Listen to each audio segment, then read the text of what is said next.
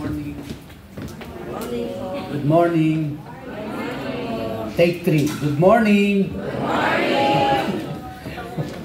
Thank you, praise and worship. And nais po nating i-welcome ang ating pong bisita all the way from Mindanao. Siya po ay taga Sarangani. Let us all welcome Ate Gina Andal. Pakitayo po, Ate Gina, to be recognized. Ayun po siya. Yan, welcome po. At nais ko pong magbalita sa inyo ng magandang balita sa umagang ito, pero ito po ay kailangan pa nating patuloy na ipag-pray kasi on process na po ang paglalagay ng ating elevator. Yan, no? Tuwan-tuwa yung mga senior citizen. So, at on process na po ito, and God willing, by Tuesday or by Wednesday po next week, mag-start na sila nung digging dyan, yung mga earthwork nila. And then, sabi po sa akin, in 2 weeks time, ay operational na siya. So, ipag-pray niyo po yung gagawa, yung installer, at yung pong permit na kukunin natin sa munisipyo, sa building official. So, as soon as ano na po yon, ready na yon, nakapag-down payment na nga po pala tayo, kaya talagang ano na to, totohanan na to. Ano? Kaya, pero ipanalangin nyo pa rin po mga kapatid, ha? Dahil on process pa po siya. Alright, so tayo po ay saglit na yumuko at tayo'y manalangin muna. Aming Ama, aming Diyos, aming Panginoon, lumalapit po kami sa iyo sa mga oras na ito. Sama-sama bilang magkakapatid at hinihiling namin na gabayan mo kami at tulungan sa pag-aaral ng iyong banal na salita. Bigyan mo kami ng kaliwanagan at kaunawaan upang ito ay aming maintindihan. At hindi lamang maintindihan, kundi ito po ay amin ding maipamuhay. Tulungan mo po ako ang iyong lingkod na tagapagpaliwanag, tagapaghatid ng iyong mensahe sa umagang ito. Ganon din po ang aking mga kapatiran na tagapakinig sa umagang ito. At amin po ding idinadalangin sa iyo ang aming mga kapatiran na mayroong karamdaman sa mga oras na ito, kung kaya't sila po ay hindi nakadalo sa amin pong panambahan. Ipuin mo po sila at paggalingin sila sa kanilang mga karamdaman. Muli maraming salamat, Panginoon, at salamat po sa lahat ng naririto. Pagpalain mo ang bawat isa sa amin. Sa pangalan ni Yeshua, ito po ang aming panalangin. Amen and Amen. So tayo po ay magpapatuloy sa pag-aaral natin ng Leviticus chapter 15. At yan po ay may kinalaman sa kabanalan, sexualidad, at buhay sa harap ng Diyos. Dito po tayo natapos nung nakaraang linggo. No? At sa talatang 25 hanggang 30 ng talatang ng kabanatang 15 ng Leviticus, ito ay tumutukoy sa posibilidad ng abnormalidad sa productive system ng isang babae. Siya ay dumaranas ng karamdaman na may kaugnayan sa panganganak. At sa parallel na kiasmus na ito, I have explained that, no, kung ano po yung kiasmus, na tumatalakay sa abnormal na pagdurugo ng babae, siya po ay itinuturing na marumi hanggang sa siya ay gumaling. Habang hindi pa siya gumagaling, tulad ng kaso ng lalaki, ano ang bagay na kanyang mahawakan o sino mang humipo sa kanya ay itinuturing ding marumi. Siyempre, may mabigat itong epekto sa kanyang pakikisalamuha, pati na sa loob ng kanyang pamilya. Ano po? Pero higit pa roon, may mas malalim itong spiritual na epekto dahil hindi siya maaaring pumasok sa tabernakulo upang sumamba. Kailangan maghandog siya ng mga alay tulad ng lalaki na may abnormal na paglabas. At dito po makikita natin na walang pagtatangi, parehong alituntunin para sa lalaki at sa babae.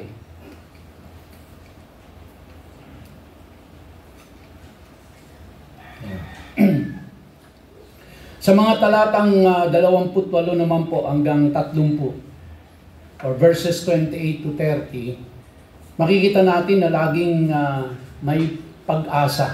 Laging mag-asa para sa taong may ganitong karamdaman, whether sa lalaki or sa babae. At alam po natin na ang Diyos ang ating dakilang manggagamot. At tiyak po tayo na madalas siyang nagpapagaling. May mga halimbawa tayo sa mga ebanghelyo kung saan pinagaling ni Jesus ang isang babae may ganitong kondisyon na siya po ay dinudugo for 12 years.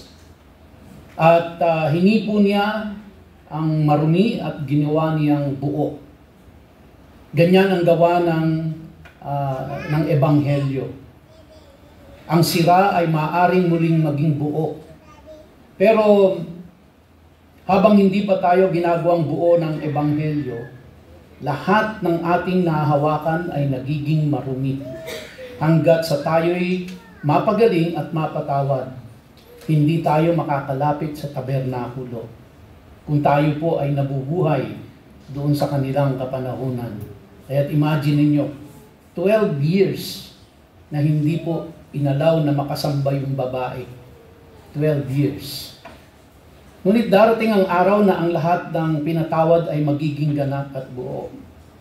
Sa mga talatang 16 hanggang 17 at talatang 19 hanggang 24, may mga kautusan na tumatalakay sa panandaliang paglabas ng likido mula sa katawan ng lalaki at babae.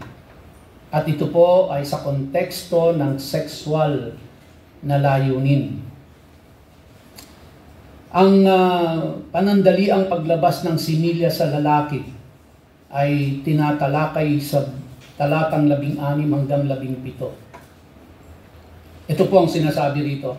Kung ang isang lalaki ay maglabas ng similya, kailangang hugasan niya ang buong katawan sa tubig at siya ay magiging marumi hanggang sa gabi. Anumang damit o balat na may similya ay kailangang hugasan sa tubig at magiging marumi hanggang sa gabi. Gayon din kung ang isang babae ay sumiping sa isang lalaki at may paglabas ng similya, parehas silang kailangang maligo sa tubig at magiging marumi hanggang sa gabi. Ulitin ko po, ang konteksto ng ating tinatalakay ay sa konteksto ng mag-asawa. Sa mga talata pong ito, makikita natin ang tagubilin ng Diyos para sa mga hindi sinasadyang paglabas ng similya, tulad ng tinatawag po natin na wet dreams. Mahalaga ang obserbasyong na sa ganitong kaso, mapapansin po natin na walang hinihinging handog. Kung nagkakaroon ng wet dreams, mapababae man o mapalalaki, wala pong hinihinging handog. Ibig sabihin, ito ay bahagi ng normal na pagkasira ng katawan dahil nga po sa pagkakasala ng tao. At hindi kasalanan ito. Pero, kinakailangan pa rin po silang maghugas sang-ayon sa itinakda ng kanilang batas. Mahalaga po ito dahil ipinapakita na ang ganitong paglabas ay likas. Walang kasalanang sangkot. Ang karumihan dito ay hindi moral, kundi physical. Isa itong paraan ng pagsasabi na ang ating katawan ay hindi buo o may diferensya siya. Dahil nga po sa ating kasalanan at naging sa ating pagkasira. At hindi ito ayon sa orihinal na disenyo ng Diyos. Isa itong bunga ng pagbagsak ng tao sa kasalanan. Marahil bahagi ng problema ay dahil sa sobrang pagkalat ng kasamaan sa mundo. Pati ang mga likas at mabubuting bagay ay nagiging marumi sa paningin ng tao. Pero maaring may isa pang punto rito na tatalakayin po natin sa mga susunod. Sa ganitong paglabas, pagka po nagkaroon ng paglabas ng similya, ito po ay may pagkawala ng buhay. Sa pinakasimple, walang posibilidad na magkaroon ng buhay mula sa ganitong emission. Pakinggan niyo po akong mabuti at sundan niyo ako. Okay? At sa tingin ko po ay may maraming mga katanungan ang masasagot. Maraming katanungan sa inyong isipan ang masasagot. So bago tayo magpatuloy, mahalagang bigyan diin natin na ang sex sa loob ng kasal, underline that, sa loob ng kasal, ang sex sa loob ng kasal ay mabuti. So ibig sabihin, pag outside marriage, ang sex ay hindi mabuti. Nagiging mabuti lang ang sex sa loob ng kasal. Okay? Kaya sa loob ng kasal, hindi ito marumi. Hindi ito makasalanan. Ito ay kaloob ng Diyos. Pero ang paglabas ng similya na tinutukoy dito ay paalala na posible tayong ma-obsess sa kaloob ng Diyos. Kasi po, ang sex ay kaloob ng Diyos yan. Hindi galing sa demonyo ang sex. Dinimonyo lang ng tao. Pero hindi ho galing sa demonyo ang sex. Ang sex ay galing sa Diyos at ito ay kaloob niya. Pero pag na-obsess na ang isang tao sa sex, hanggang sa ito'y maging idolo niya na, so to speak, sa pamamagitan ng kautosang ito, sa Leviticus chapter 15, tinuturuan ng Diyos ang kanyang bayan na ang usapin ng sexualidad ay dapat lapitan ng may paggalang at takot sa Diyos. Sa mga talatang 11 hanggang 28 po, ito naman ay tumatalakay sa panandaliang paglabas ng dugo sa babae. So sa lalaki ay panandaliang paglabas ng similya, sa babae ay panandaliang paglabas ng dugo. Sabi po sa mga talatang ito, kung ang isang babae ay may discharge, at ang discharge mula sa kanyang katawan ay dugo, siya ay ituturing na hiwalay sa loob ng 7 araw. So i-isolate siya, 7 days. At ang sino mang humipo sa kanya ay magiging marumi hanggang sa gabi. Ka-imagine niyo po ito. Pag ikaw ay merong discharge, isolated 7 days. Yung sa nasa Mark chapter 5, 12 years. Ibig sabihin po, isolated siya for 12 years. Yung babaeng dinudugo. So anumang higaan ng kanyang hinihigaan sa panahon ng kanyang karumihan ay marumi. Gayon din ang anumang inuupuan niya ay marumi. Ang sino mang humipo sa kanyang higaan ay kailangan maglaba ng kanyang damit, maligo sa tubig, at magiging marumi siya hanggang sa gabi. Ang sino mang humipo sa anumang bagay na kanyang inuupuan ay kailangan maglaba ng kanyang damit, maligo sa tubig, at magiging marumi hanggang sa gabi.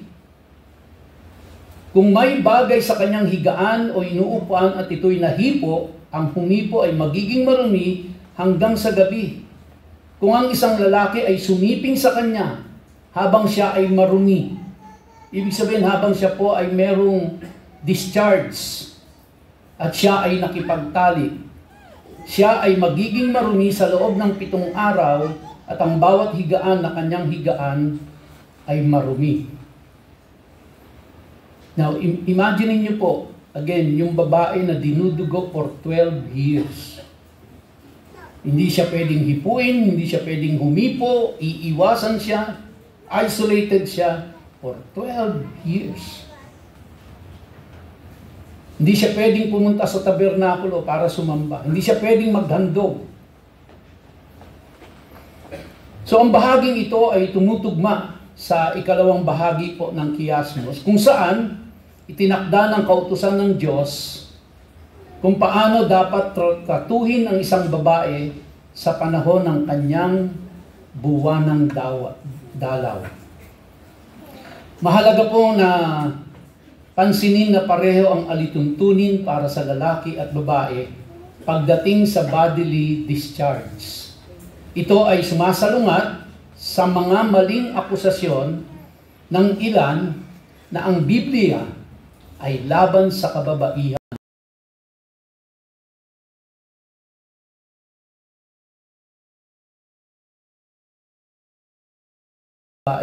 Dahil po dito, sa kabaligtaran po, pantay ang pagtrato ng Diyos sa karamihan, lalaki man o babae.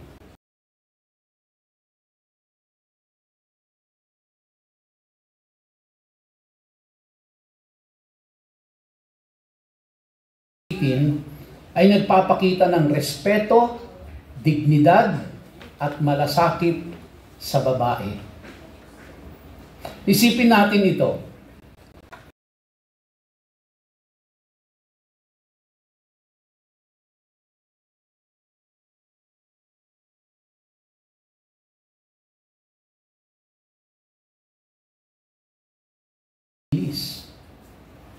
Ang epekto ng kautusang ito ay nagbibigay ng pahinga sa babae. Isang panahon kailan maaari siyang magsabi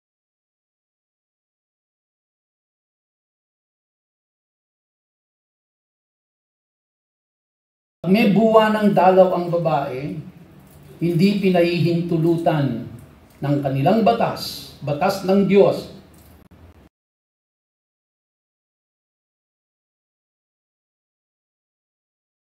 Ang dahilan po doon, ito ay pagbibigay respeto sa babae, pagbibigay galang, at pagbibigay ng pahinga sa kanya.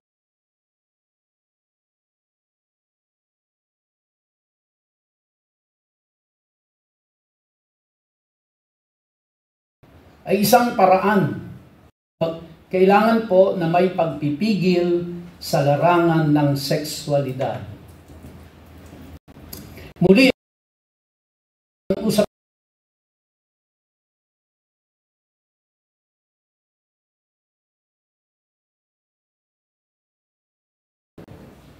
sa isang mundong bumagsak o sa isang mundong makasalanan. Ang buwanang dalaw ng babae ay isa sa mga regular na patunay ng sakit at kakulangan.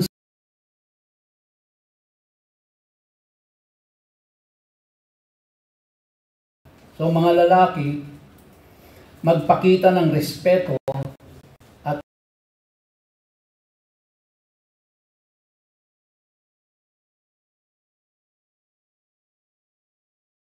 sa lalaki. Naniniwala ako na ang kautosang ito ay may malalim na mensahe tungkol sa isang katotohanan ng buhay na madalas nating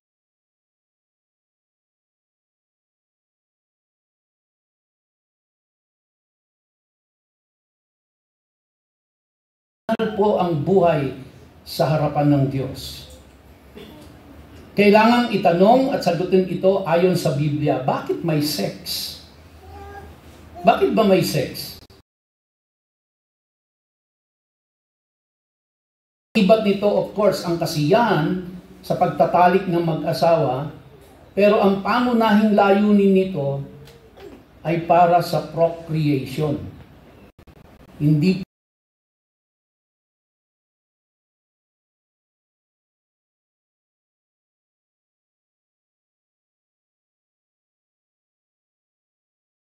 chapter 15. Ang similya sa lalaki at ang dugo sa babae ay mga daluyan ng buhay. Pero ang similya na hindi nagkakaisa sa itlog ng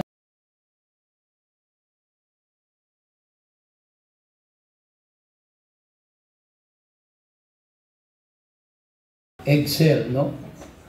Ay hindi makakalikha ng buhay. Ibig sabihin po, ang similya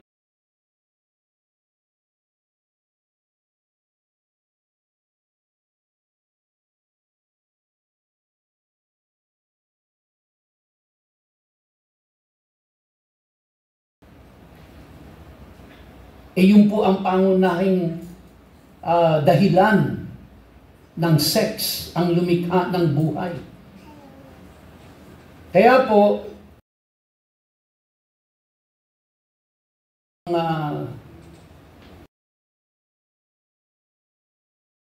merong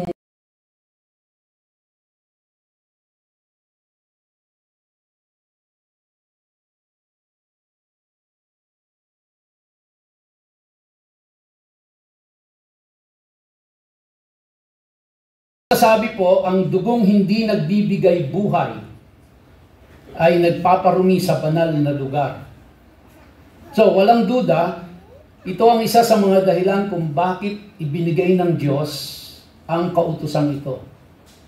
Sa ganitong pag-unawa, ang babae at ang kanyang sambahayan ay regular na maaalala na ang buhay ay at dapat ito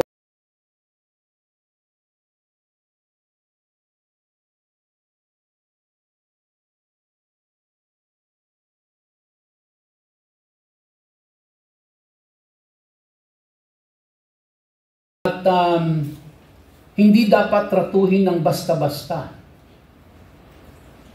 Ang Diyos na sa isang perpektong mundo, ibig sabihin po, hindi bumagsak sa kasalanan ang sanlibutan, alam niyo po ba na walang magiging baog? Ibig sabihin, ang mga likas na prosesong ito ay magbunga ng buhay. At sa mga kasong ito, maliban po sa talatang 18,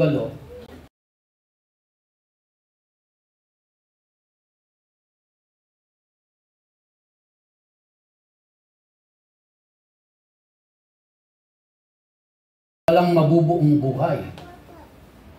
Kaya kapag ito po ay lumalabas, na walang nabubuong buhay dahil hindi sila nagpanagpo,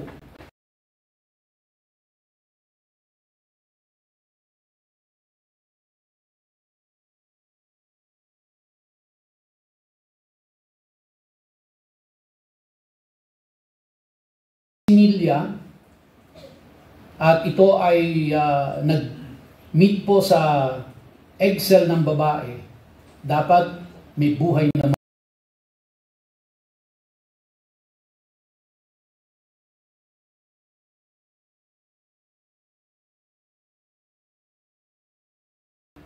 dapat hindi ito lalabas.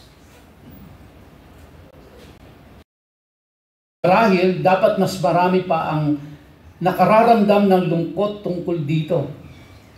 Dapat tayong masaktan sa katotohanan ang pagpaparami ay madalas na binabaliwala o ginagawang issue ng politika. Kailangan palagi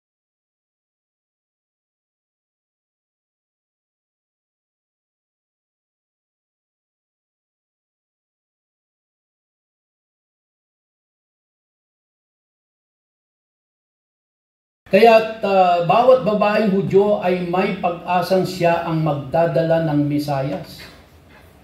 Kaya bawat buwan ng dalaw sa isang babae ay paalala ng pangangailangan ng sangkatauhan sa tagapagligtas.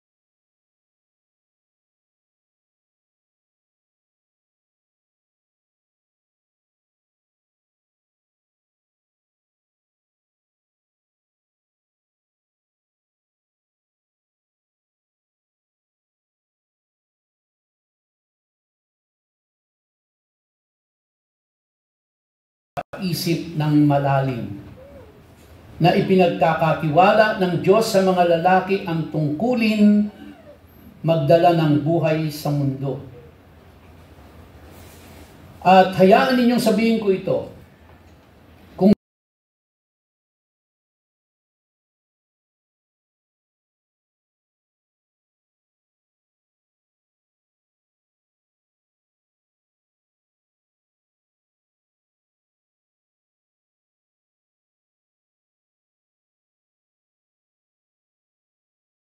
ng kasal.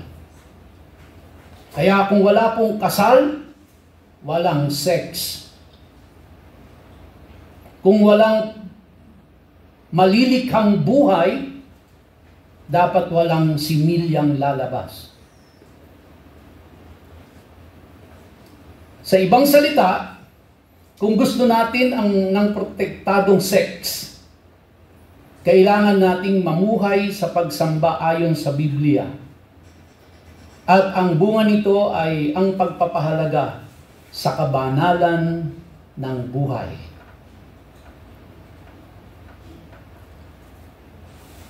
Ulitin ko po yun mga kapatid. No? Dapat ang maging bunga ay dahil sa pinapahalagahan natin ang buhay. Kasi nilikha ng Diyos yun para lumikha ng buhay hindi sa pangunahing kasi.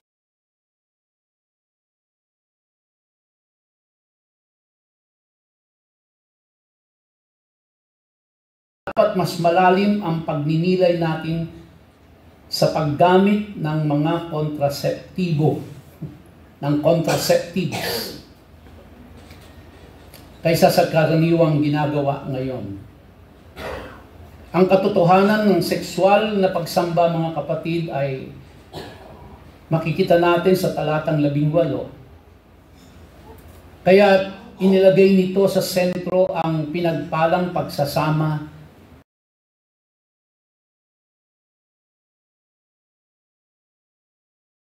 sa tubig at magiging marumi hanggang sa gabi. So, sa talatang ito, iniutos ng Diyos ang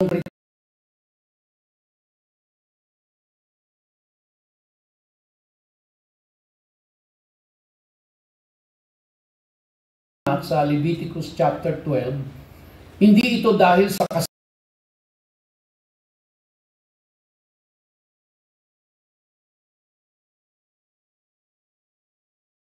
katotohanan ng pagkasira. Ang mundo natin, mga kapatid, ay sobrang naapektuhan ng kasalanan.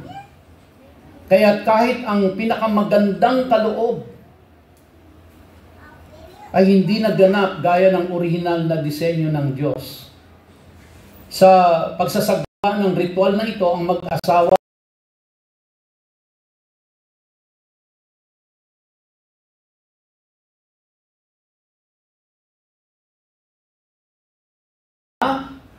kaysa sa sex. Bukod pa rito, ang kautosang ito sa Leviticus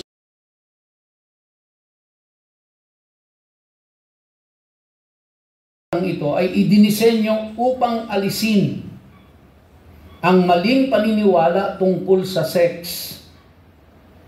Imagine niyo po ito. Itinuturo ito sa 5 taong gulang niyang anak. And I suppose, tinuturo niya ito sa lalaki at babae niyang anak. Tulad ng nakita natin sa mga nakaraang pag-aaral, ang mga paganong relihiyon or pagan religion noong sinaunang panahon ay ginagawa pong mahiwaga at mystical ang sex. Maraming pamahiin ang ikinabit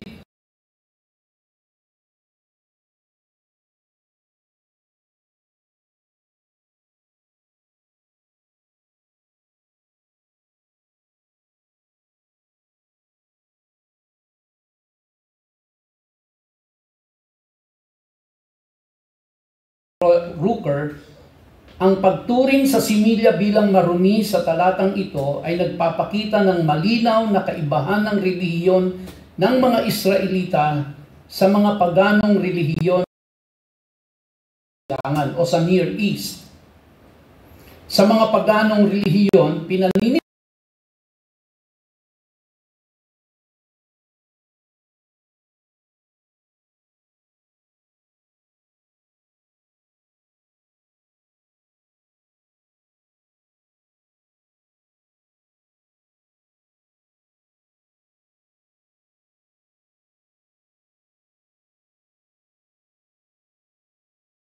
public as a form of worship. Ito po yung sa mga pagano. Ngunit dahil nais ng Diyos na ang Israel ay maging kakaiba, ang mga kautosang ito ay nagsilbing malinaw na palatandaan ng kanilang natatanging pananaw tungkol sa sexualidad. So ayon po kay Harrison, ang alituntunin ay ginagawang marumi ang magkapareha sa pagtatalik sa loob ng isang araw. Ang ganitong kalagayan ay humihiwalay sa sexual na gawain mula sa pagsama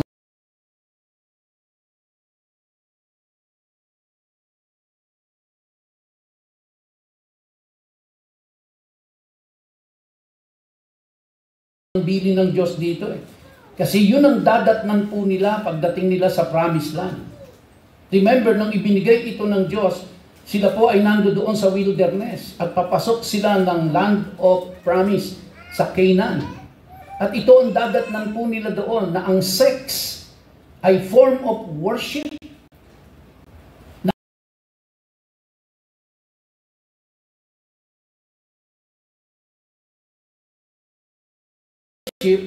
Magpapaulan ang Diyos nila at sasagaan na ang ani at dadami ang kanilang hayop na alaga.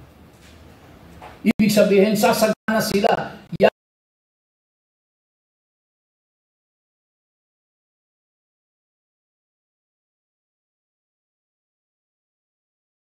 Mga Israelita nito na kopyahin kung pag-uugali. Dahil ang pagtatalik ay nagpaparumi sa parehong magkapareha at hindi sila maaaring sumamba sa loob ng isang araw. Ang regulasyong ito ay tumatanggi sa mga ritual na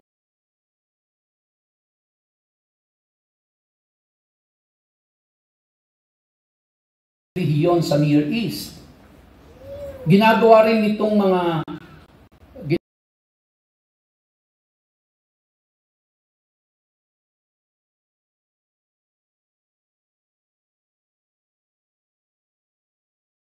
ay nag-aalis ng respeto sa mga prostitute at tumutulong sa pagtatatag ng buhay pamilya.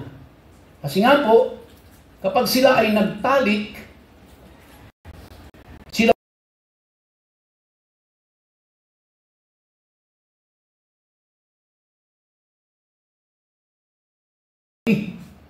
kaya sa buong araw na yon, hindi sila pwedeng sumamba. Now, take note, kailangan maintindihan natin ang konteksto nila. Kasi sumamba. Sila po ang paalala sa kanila kaysa sa sex. Sila ay nagtalik hanggang gabi sila ay marumi. Dadaanan bago sila matulog sa gabi at kinabukapan pa sila magiging malinis at doon lang sila pwedeng sumamba. So kung sa atin, ay hindi siguro big deal kasi isang araw lang naman.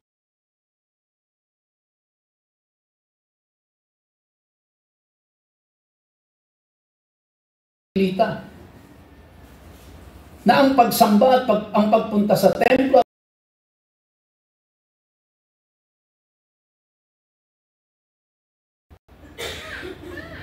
kaya ito pong batas sa Leviticus chapter 15 ay nag-re-restrict sa kanila abusuhin ang sex.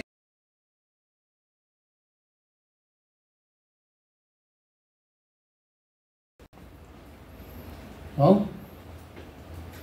Kaya, ang kautusan po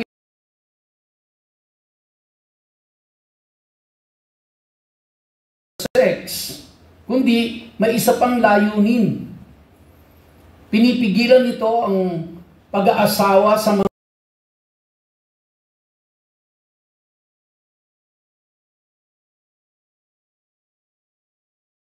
ang mga hindi tumatanggap sa mga kautosang ito ay malamang na hindi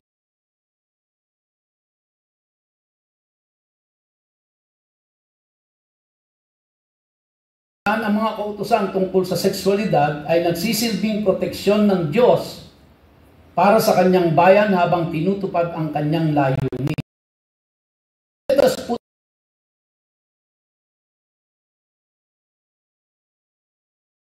ang batas na ito ay pipigil sa kanila para makipag-asawa sila sa mga dadatnan nilang. Kaya po tayo bilang Kristiyano ay hindi rin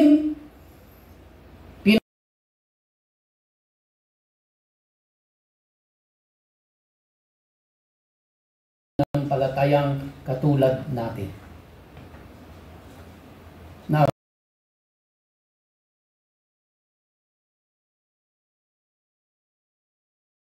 upang hindi sila mag-asawa ng mga Canaanites dahil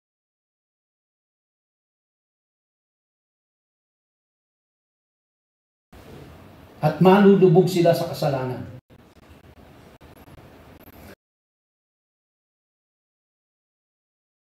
Sa theology ng katotohanan ng buhay.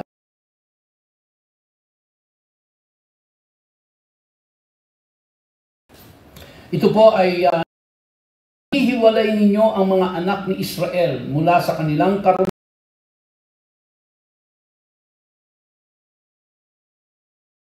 karumihan kapag nilapastangan nila ang aking tabernakulo. Please take chapter 16, ang pag-uusapan na natin doon ay Yom Kippur.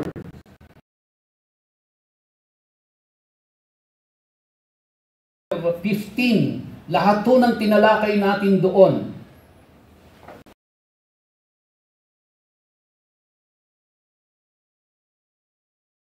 Yom Kippur. Dahil papasok ang most holy, ang high priest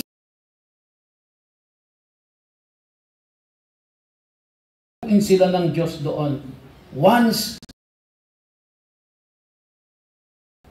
Kaya ang lahat po ng ito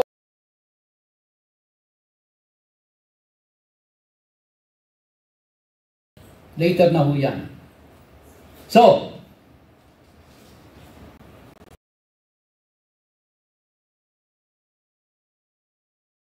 sa gayon ay ihihiwalay ninyo ang mga anak ni Israel mula sa para sa may discharge, para sa lalaking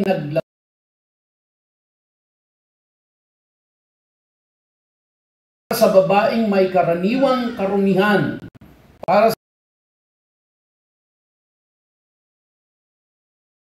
babae at para sa lalaking sumiping sa babae.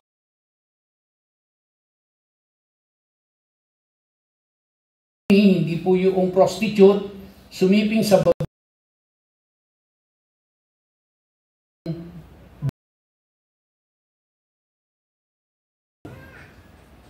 Okay? Malawak na konteksto mula po sa Kabanata 11.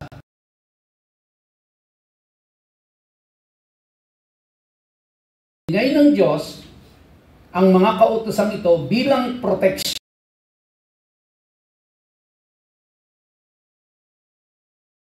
niya. So ibinigay po itong mga patakaran na ito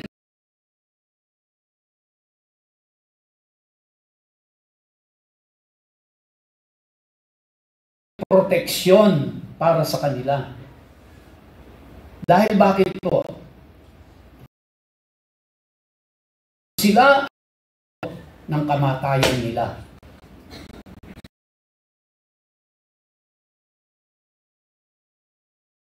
Na responsibilidad. Protektahan ang pagsamba sa tabernakulo.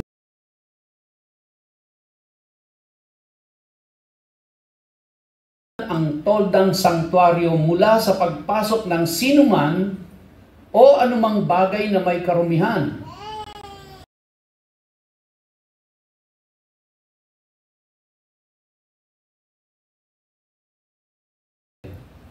Ginagawa niya ito sa pamamagitan ng pagsunod sa lahat ng kautusan sa Levitico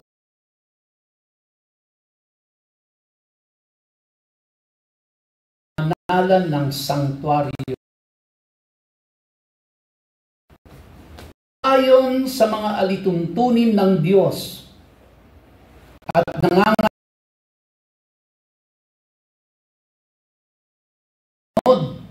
sa mga alituntuning iyon.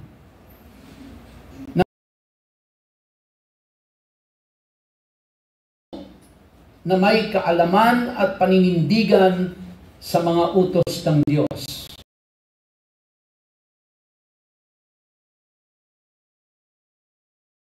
Ng bawat mananampalataya na magpakita ng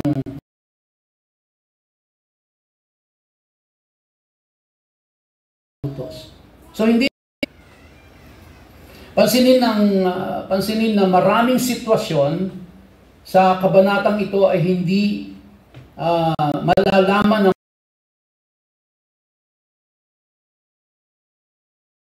tao mismo ang umamin sa kanyang kalagayan.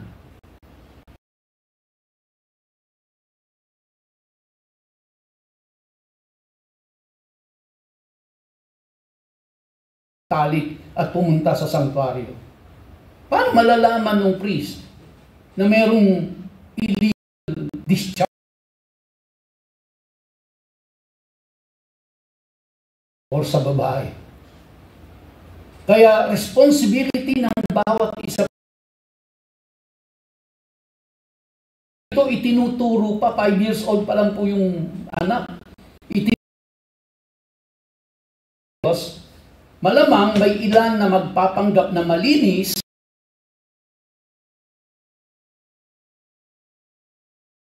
o sa lipunan. Pero ang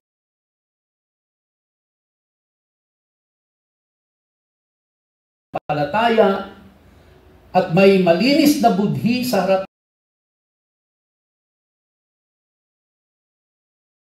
na hindi sila maaaring pumunta sa sanctuaryo at nakasunod sa itinakda. Tanungin natin ang ating mga sarili po, mga kapatid.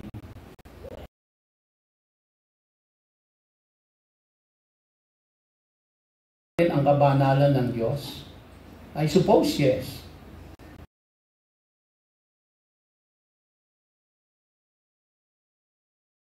Kung naiisip natin na ang Diyos ay banal.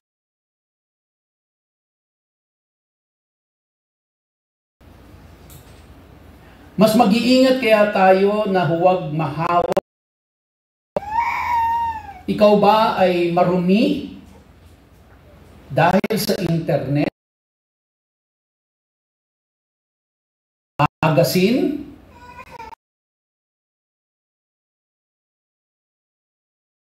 pagnanasa o pangangalunya?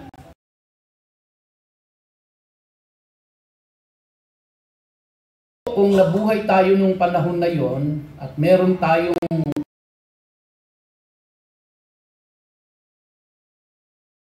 sa itinakdang patakaran na yan, tapos tayo ay nagpakita sa sanctuaryo, tangin ng Diyos yun. Papatayin ng Diyos yun sa harapan nila.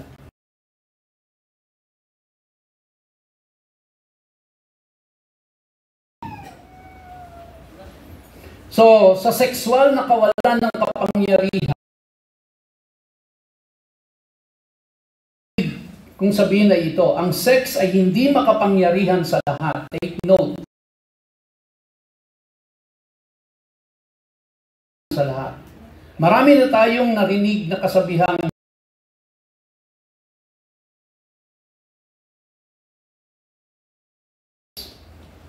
makikita ito sa mga magazine. Ang pansin, sex ang produkto.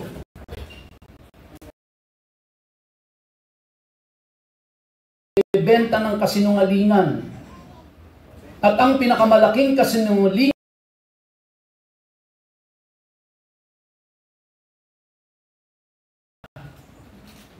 tulad ng sinabi ni Mick Jagger. Sabi niya, I can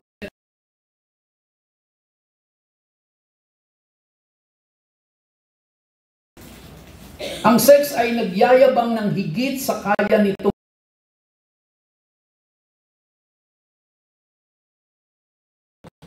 Ibinigay ng Diyos ang kautusang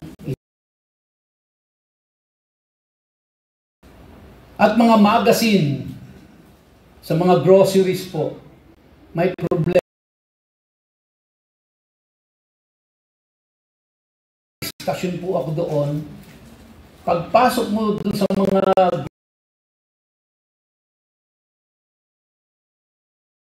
katerma in public, open in public, mga magazine na puro mga sex,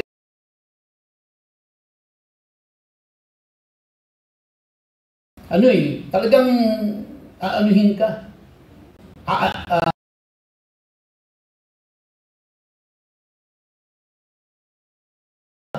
Ang mga tagubilin sa kanyang bayan. At maging sa panahon ng mga ay naging baluktot na. Sa katunayan, sa panahon pa po ni Abraham, na ebidensyang bukas na isinasagawa ang homosexualidad. Sa Genesis 6, tila na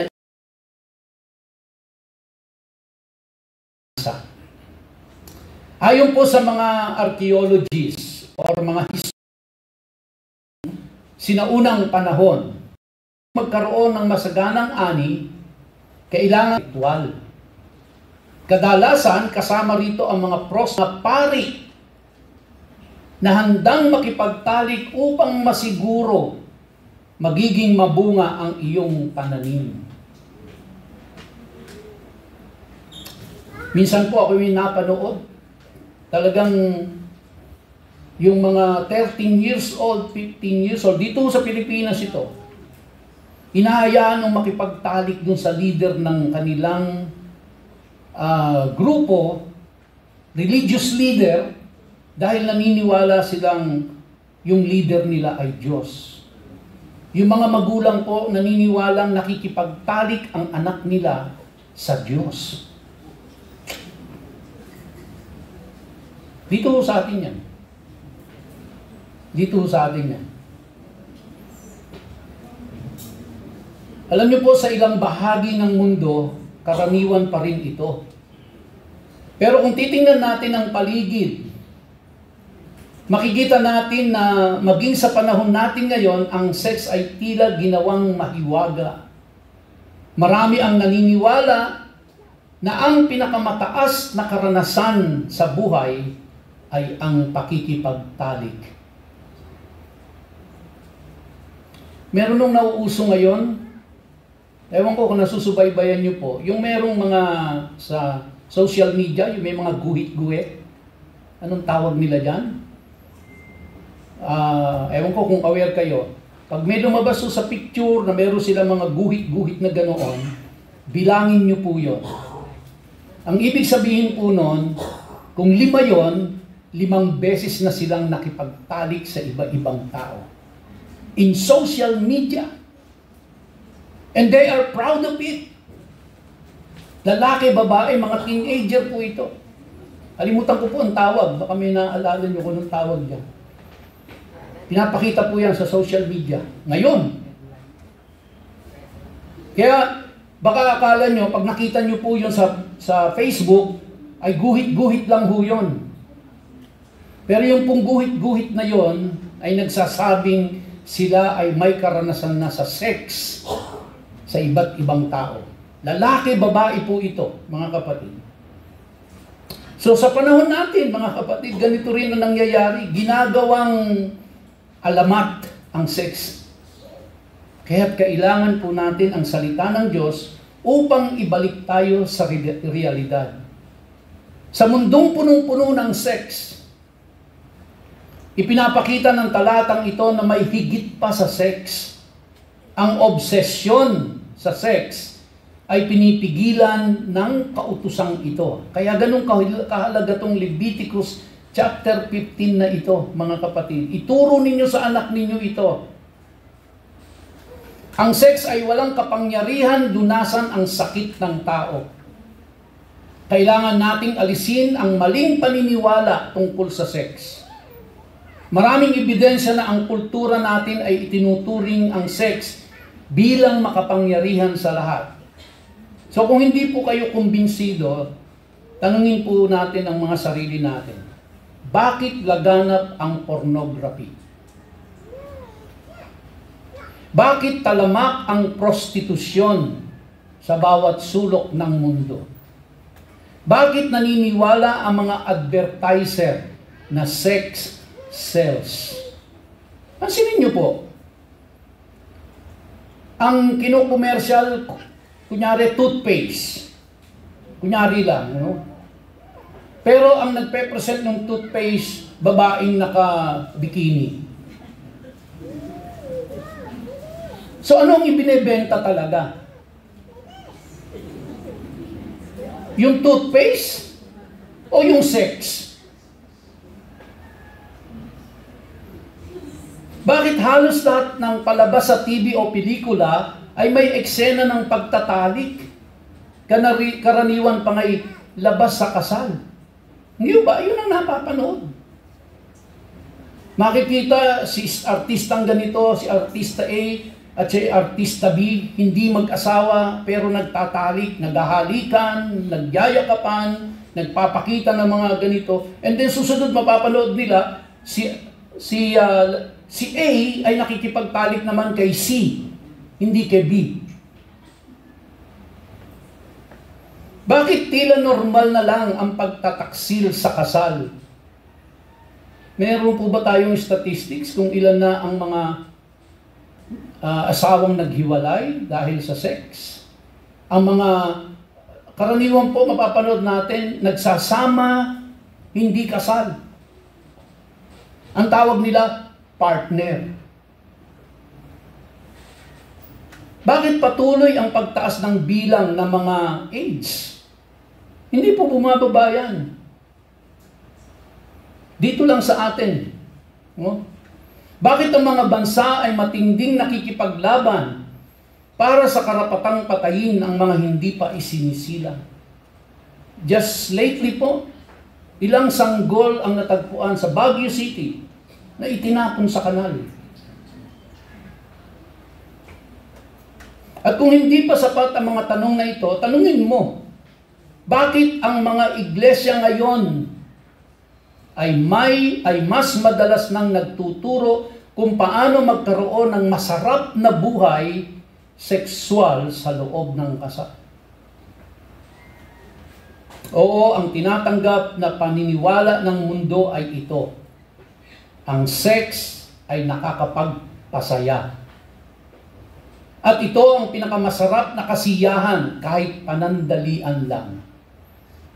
Tila pinagtatawanan ng modernong tao ang mga sinaunang paniniwala na ang sex ay magdadala ng masaganang ani, pero sa totoo lang, hindi tayo nagkakalayo. Naniniwala pa rin tayo na ang sexual na kasiyahan ng sukdulang kasiyahan.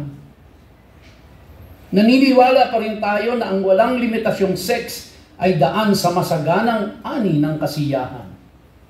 Kaya po, kahit sa mag-asawa ay binigyan ng Diyos ng hangganan. Kahit legal yon at naaayon sa kanyang kautusan, nilagyan ng Diyos ng hangganan para matutong magpigil ang mag-asawa at hindi lumabag sa Diyos. Pero ang salita ng Diyos ay ibinigay upang alisin ang ganitong kalokohan. Itinuturo ni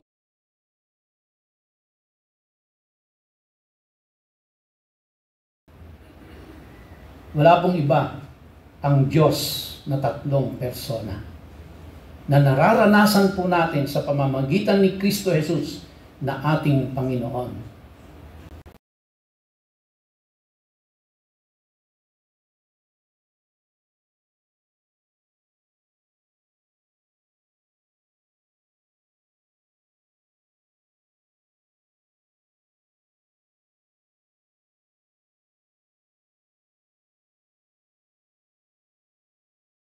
Dala doon sa mga kung talagang mahal mo ako.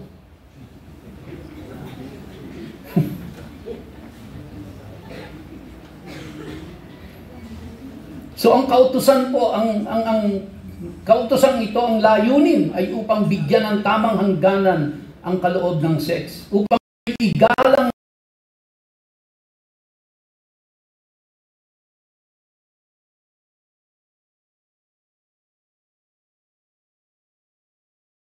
ay muling ituro sa mga anak ng Israel na siya ang Panginoon at siya lang ang kailangan nila. Siya ay sapat, siya ay kasiyahan, siya ay kaligtasan. Ang mga katotohanan ng buhay ay kailangan ayon sa mga dakilang katotohanan ng buhay. Ang Diyos na tatlong persona. Siya lamang ang makapangyarihan, siya lamang ang tunay na makapagpapasaya. Siya lamang ang may kakayahang pagalingin ang ating mga sugat. Mabalik po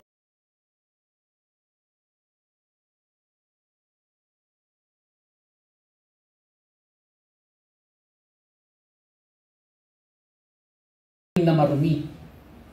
Kaya siya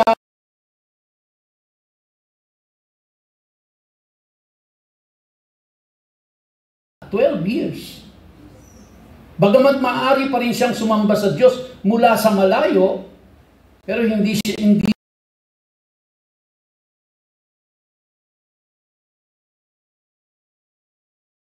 at malamang dahil sa kanyang ceremonial uncleanness, naputol din ang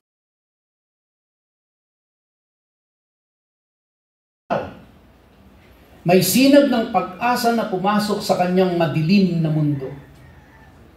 Narinig niyang dadaan si Jesus ang nagpapagaling at nagpapabuo sa mga tao.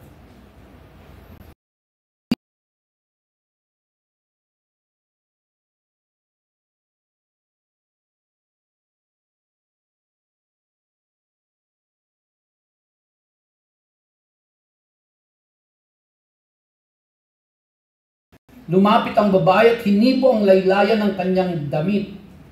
Agad nararamdaman ni Jesus na may kapangyarihang lumabas sa kanya at agad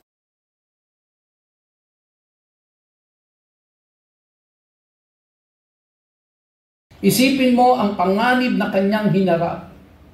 Alam niyo po ba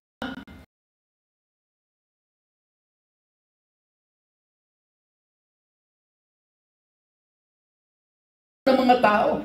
12 years na marumi siya. At ang kanyang ang Panginoong Jesus. Kamatayan po ang doon, ang sentensya doon.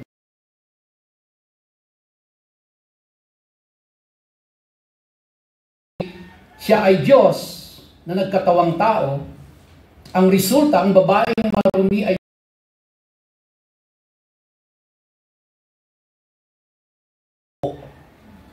ayon po kay Rucker, ang pagpapagaling ni Jesus sa mga marumi ay nagpapakita ng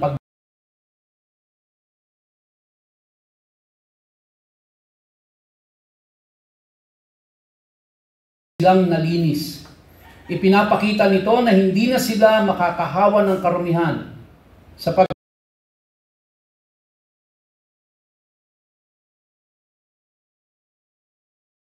na pagka-Diyos ni Jesus, sapagkat tanging ang Diyos lamang ang makapagpap.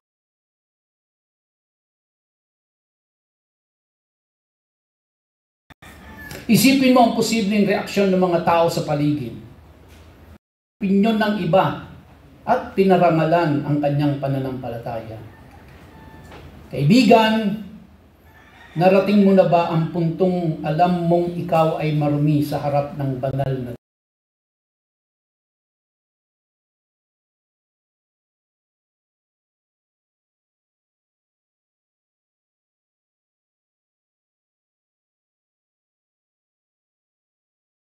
at katotohanan? Kung oo, well, lumapit kay Jesus ngayon at abutin siya sa pamamagitan ng pananampalataya. Siya lamang ang makapagpapatawad ng iyong kasalanan. Namatay si Jesus sa krus, hindi dahil siya ay marumi, kundi dahil ikaw at ako ay marumi. Pero dahil siya ay perpektong tao, dahil siya ay Diyos,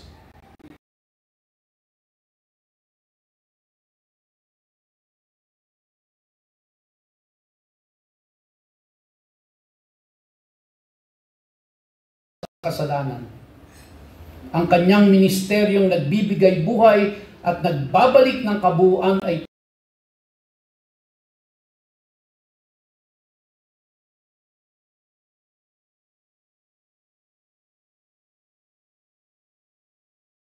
kasama ka roon. Nabahirang ka ba ng kasalanang sexual? Kayang linisin ni Jesus ang puso mo. Hindi mahalaga kung anong kasalanan ang nagawa mo, ang tanging kasalanan na humahad lang sa paglilinis ay ang kawalan ng pananampalataya.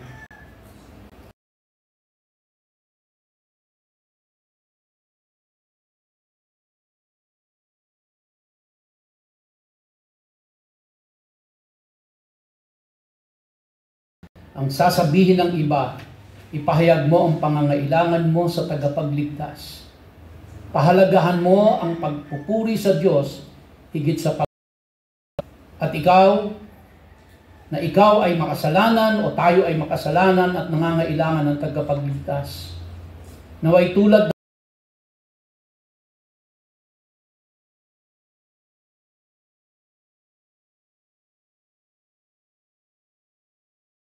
ng pananampalataya, wala nang mas mahalagang katotohanan ng buhay. Tayo pong lahat ay umawit sa Panginoon.